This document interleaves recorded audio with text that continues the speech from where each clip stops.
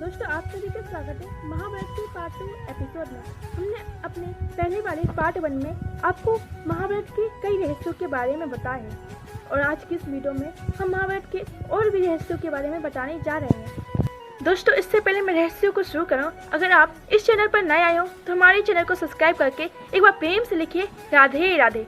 चलिए बिना किसी देरी से रहस्यों के बारे में बात करते हैं। अगर मैं आपसे ये कहूँ कि महाभारत का अगला रहस्य ये है कि एक रात के लिए उठे थे सभी योद्धा, तो क्या आप विश्वास करेंगे?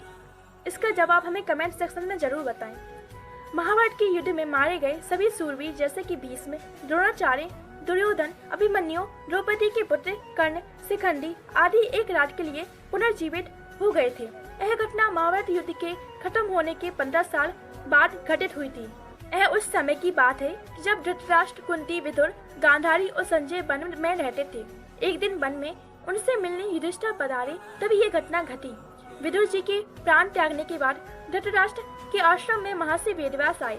जब उन्हें पता चला कि विदुर ने शरीर त्याग दिया है, तब उन्होंने बताया कि विदुर धर्मराज के अवतार थे और युधिष्ठिर भी धर्मराज का ही अंश है, इसलिए विदुर के प्राण युधिष्ठिर के शरीर में समा गए।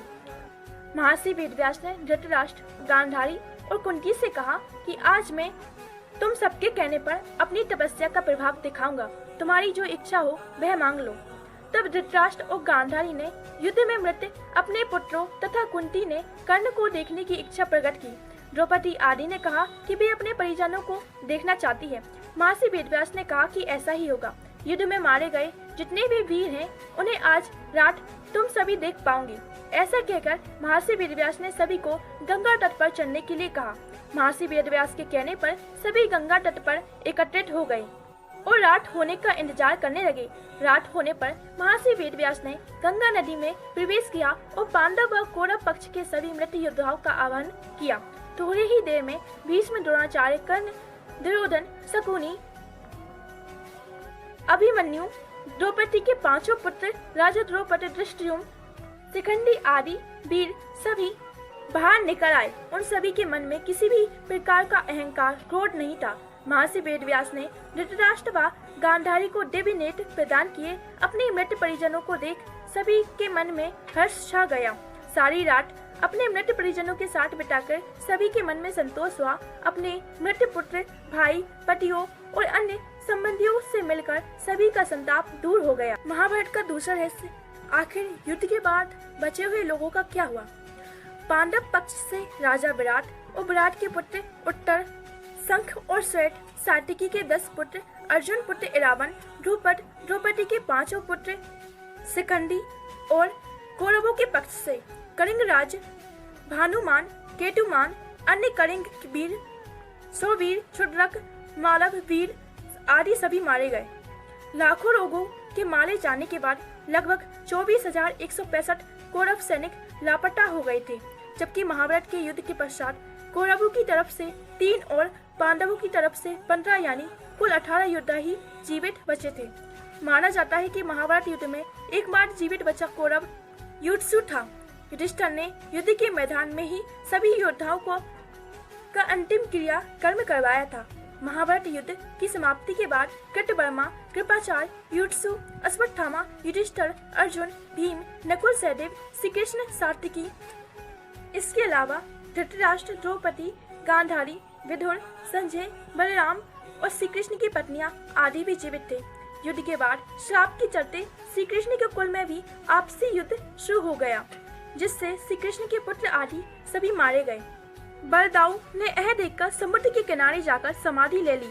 श्री कृष्ण को प्रभास क्षेत्र में एक बहेलिया ने पैर में तीर मार दिया, जिसके कारण देह त्याग कर दिया।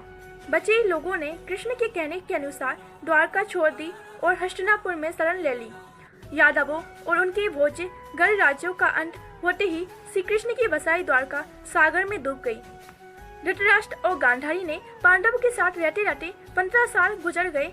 तब एक दिन भीम ने धृतराष्ट्र व गांधारी के सामने कुछ ऐसी बातें कह दी जिससे सुनकर मन में बहुत शोक हुआ। दोनों वन में चले गए। इसके साथ ही गांधारी, कुंती, विदुर और संजय भी मन में तप करने के लिए चले गए। एक दिन युधिष्ठिर के वन में पधारने के बाद विदुर ने देह छोड़कर अपने प्राणों को युधिष्ठिर में समा दिया। फिर एक दूसरे दिन जब धृतराष्ट्र और अन्य गंगा स्नान कर आश्रम आ रहे थे, तब वन में भयंकर आग लग गई। दुर्बलता के कारण धृतराष्ट्र, गांधारी, कुंती भागने में असमर्थ थे, इसलिए उन्होंने उसी अग्नि में अपने प्राणों का त्याग कर दिया। संजय ने यह बात तपस्वियों को बताई और वे स्वयं हिमालय पर तपस्या करने के लिए चले गए। धृतराष्ट्र, गांधारी व कुंती की मृत्यु का समाचार जब महल में पहुंचा तो हाहाकार मच गया। तब देवर्षि नारद ने उन्हें धैर्य से बधाया और युधिष्ठिर ने विधि पूर्वक सभी का श्राद्ध कर्म करवाया और दान दक्षिणा देकर उनकी आत्मा की शांति के लिए संस्कार किए। अब हम बात करते हैं महाभारत के श्रापों की। महाभारत में जितनी महिमा वरदान की है, उतनी ही श्राप की भी है। यदि यह श्राप नहीं दिए जाते तो महाभारत होते ही नहीं। एक बार ध्रुव नामक वसु ने वशिष्ठ ऋषि की कामधेनु का हरण कर लिया। इससे वशिष्ठ ऋषि ने ध्रुव से कहा कि ऐसे काम तो मनुष्य करते हैं, इसलिए तुम 8वां वसु मनुष्य हो जाओ। ऐसा सुनकर वसु ने घबराकर वशिष्ठ जी से प्रार्थना की। उन्होंने कहा कि अन्य वसु तो वर्ष का अंत होने पर मेरे श्राप से छुटकारा पा पाएंगे, लेकिन इस ध्रुव को अपनी करने का फल भोगने के लिए एक जन्म तक मनुष्य बनकर पीड़ा भोगना पड़ेगा। यही ध्रुव गंगा का पुत्र कहलाया। यही गंगा पुत्र भीष्म कहलाए। सत्यवती के गर्भ से महाराज शांतनु को चित्रांगद और विचित्रवीर नाम के 2 पुत्र हुए। विचित्रवीर के युवा होने पर भीष्म ने बलपूर्वक काशी राज्य की 3 पुत्रियों का हरण कर लिया और वे उसका विवाह विचित्रवीर से करवाना चाहते थे, क्योंकि भीष्म चाहते थे कि किसी भी तरह अपने पिता शांतनु का कुल आगे बढ़े। लेकिन बाद में बड़ी राजकुमारी अंबा को छोड़ दिया गया, क्योंकि वह साल्वराज को चाहती थी। लेकिन साल्वराज के पास जाने के बाद अंबा को साल्वराज ने स्वीकार करने से मना कर दिया। अंबा के लिए यह दुखदायी स्थिति हो चली। अंबा ने इस अपनी दुर्दशा का कारण भीष्म को समझकर उनकी शिकायत परशुराम जी से की। परशुराम में अंबा की मदद करने का असमर्थ सिद्ध हुए। तब अंबा ने बहुत ही द्रवित होकर भीष्म को कहा कि तुमने मेरे जीवन को बर्बाद कर दिया और अब मुझसे विवाह करने से भी मना कर रहे हो। तो मैं निसहाय स्त्री और तुम शक्तिशाली, तुम अपनी शक्ति का दुरुपयोग कर रहे हो। मैं तुम्हारा कुछ भी नहीं बिगाड़ सकती, लेकिन एक पुरुष के रूप में दोबारा जन्म लूंगी और तब तुम्हारे अंत का कारण बनूंगी। और यही अंबा प्राण त्याग कर शिखंडी के रूप में जन्म लेती है और भीष्म की मृत्यु का कारण बन जाती है। परशुराम जी से ब्रह्मास्त्र सीखने के लिए कर्ण ने एक ब्राह्मण पुत्र का वेश धारण करके उनके शिष्य का रूप धारण किया। लेकिन जब परशुराम को यह पता चला कि कर्ण ने उनसे झूठ बोला, तो उन्होंने कर्ण को श्राप दिया कि तुमने मुझसे जो विद्या सीखी है वह झूठ बोलकर सीखी है, इसलिए जब तुम्हें इस विद्या की सबसे ज्यादा जरूरत होगी तब तुम इस विद्या को भूल जाओगे, वे अस्त्रों का प्रयोग नहीं कर पाओगे। अर्जुन सा शरीर इंद्र सभा में गया तो उसका स्वागत उर्वशी, रंभा आदि अप्सरा ने नृत्य करके किया। अर्जुन के रूप सौंदर्य पर मोहित हो उर्वशी उसके निवास स्थान पर गई और प्रणय निवेदन किया कि साथ में अपने प्रेम का प्रस्ताव रखने को कहा। लेकिन अपने दृढ़ संकल्प से अर्जुन ने उनके निवेदन को नकार दिया। अर्जुन ने कहा कि मेरी दृष्टि में कुंती, माद्री और सची का जो स्थान है वही तुम्हारा भी है। तुम पुरुवंश की जननी होने के कारण आज मेरे लिए परम गुरु स्वरूप हो। उर्वशी अपने कामुक प्रदर्शन और तर्क देकर अपनी काम वासना तृप्त करने में असफल रही तो क्रोधित होकर उसने अर्जुन को 1 वर्ष तक नपुंसक होने का श्राप दे दिया। इस श्राप के चलते अज्ञातवास के समय अर्जुन ने विराट के महल में नर्तक वेश में रहकर विराट की राजकुमारी को संगीत शिक्षा और नृत्य विद्या सिखाई थी। तत्पश्चात वे श्राप मुक्त हो पाए थे। गांधारी अपने 100 पुत्रों की मृत्यु के शोक में अत्यंत व्याकुल थी। भगवान श्री कृष्ण को देखते ही गांधारी ने क्रोधित होकर उन्हें श्राप दिया कि तुम्हारे कारण ही मेरे कुल का नाश हुआ है, इसलिए तुम्हारा कुल भी एक दूसरे में आपस में लड़कर अपने वंश का नाश करेगा। भगवान श्री कृष्ण ने कहा, देवी मैं आपके दुख को समझ सकता हूँ। यदि मेरे वंश का नाश होने से आपको आत्म शांति मिलती है तो ऐसा ही होगा। महाभारत की महिलाएं। महाभारत की महिलाओं को युद्ध का एक कारण भी बताया गया है। कहते हैं कि महाभारत में एक से बढ़कर एक सुंदर स्त्रियां थी। जितनी वे सुंदर थी उससे ज्यादा वे गुण संपन्न, ज्ञान संपन्न थी। माना भी यह जाता है कि उनमें से कुछ स्त्रियां के कारण महाभारत हुआ, यह आम धारणा है। महाभारत युद्ध के कारण कुछ और भी हैं। महाभारत में भूमि का बंटवारा युद्ध का सबसे बड़ा कारण था, लेकिन दूसरे लोग मानते हैं कि बंटवारा शांतिपूर्वक हो सकता था। लेकिन कुछ महिलाओं की जिद के कारण कौरव और पांडवों के बीच कटुता बढ़ गई, जिसके परिणाम स्वरूप युद्ध हुआ। सबसे पहले हम बात करते हैं सत्यवती। महाभारत की शुरुआत राजा शांतनु की दूसरी पत्नी सत्यवती से होती है। पहली पत्नी गंगा के पुत्र भीष्म ने तो सत्यवती के कारण ही ब्रह्मचारी की प्रतिज्ञा ले ली थी, क्योंकि सत्यवती चाहती थी कि भीष्म या उसका कोई भी पुत्र हस्तिनापुर पर गद्दी पर न बैठे, बल्कि मेरा ही पुत्र गद्दी के अधिकारी बने। यदि शांतनु सत्यवती को न चाहते तो कुरुवंश का भाग्य कुछ और ही होता।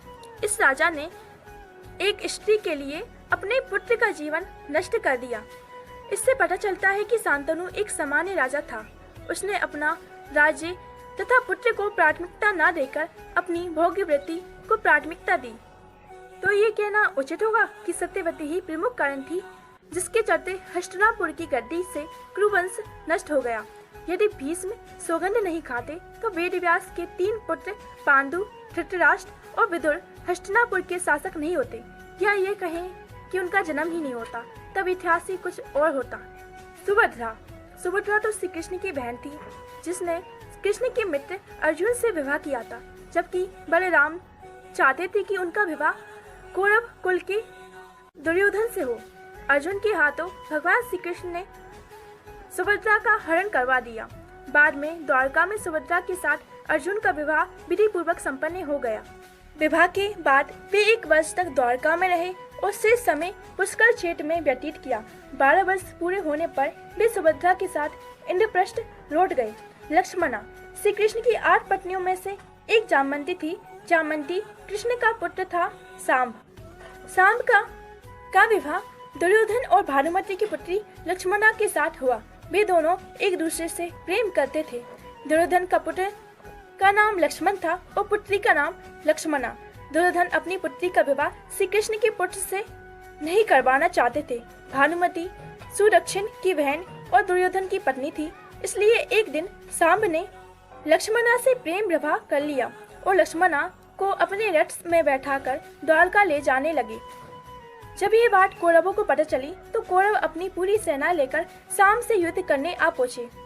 कौरवों ने सांब को बंदी बना लिया। इसके बाद जब श्री कृष्ण और बलराम जी को पता चला तो बलराम ने अपना रौद्र रूप प्रकट कर लिया। वे अपने हल से ही हस्तिनापुर की संपूर्ण धरती को खींचकर गंगा में डुबाने चल पड़े। यह देखकर कौरव भयभीत हो गए। संपूर्ण हस्तिनापुर में हाहाकार मच गया। सभी ने बलराम से माफी मांगी और तब सांब को लक्ष्मणा के साथ विदा कर दिया।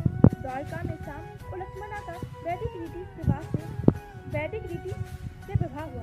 कुंती और माद्री दोनों ही पांडु की पत्नी हैं। यदि पांडु को श्राप नहीं लगता तो उनका कोई पुत्र होता जो गद्दी पर बैठता, लेकिन ऐसा नहीं हुआ। लेकिन पांडु के आग्रह पर कुंती ने एक एक करके देवताओं का आवाहन किया। इस प्रकार माद्री ने भी देवताओं का आवाहन किया। तब कुंती को 3 और माद्री को 2 हुए, जिनमें युधिष्ठिर सबसे ज्येष्ठ थे।